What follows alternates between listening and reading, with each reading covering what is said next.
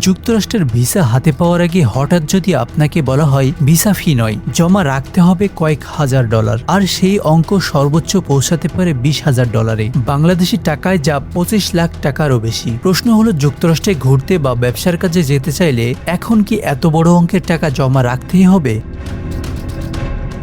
বিষয়টি প্রথমে শুনতে অবিশ্বাস্য মনে হলেও এমনই একটি ভিসা বন্ড কর্মসূচির স্থায়ী করার পথে হাঁটছে যুক্তরাষ্ট্রের পররাষ্ট্র দপ্তর।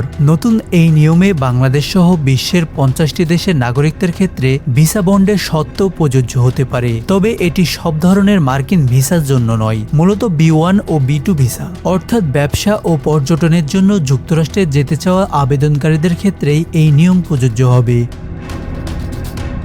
নতুন ব্যবস্থায় কনসুলার কর্মকর্তা চাইলে ভিসা দেওয়ার শর্ত হিসেবে আবেদনকারীকে বন্ড জমা দিতে বলতে পারেন। বন্ডের পরিমাণ কত হবে সেটি নির্ধারণ করবে সংশ্লিষ্ট কর্মকর্তা, অর্থাৎ সবার জন্য $20,000 বাধ্যতামূলক নয়, তবে কোনো আবেদনকারীর ক্ষেত্রে সর্বোচ্চ $20,000 পর্যন্ত বন্ড চাওয়া হতে পারে।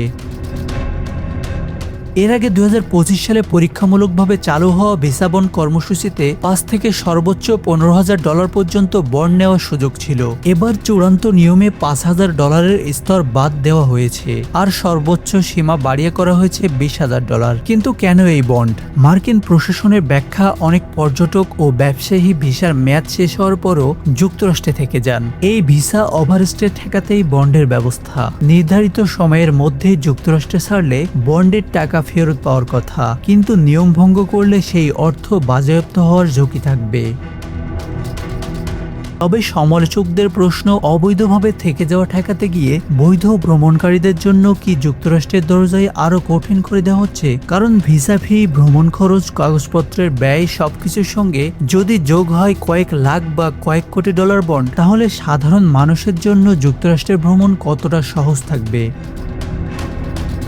ট্রাম্প প্রশাসন বলছে এটি জাতীয় নিরাপত্তা ও অভিবাসন নিয়ন্ত্রণের জন্য প্রয়োজনীয় পদক্ষেপ, কিন্তু নতুন এই নিয়মের ফলে প্রশ্ন উঠছে, যুক্তরাষ্ট্র কি অবৈধ অভিবাসন ঠেকাচ্ছে, নাকি ধীরে ধীরে বৈধ ভ্রমণের পথও আরও ব্যয়বহুল ও কঠিন করে তুলছে?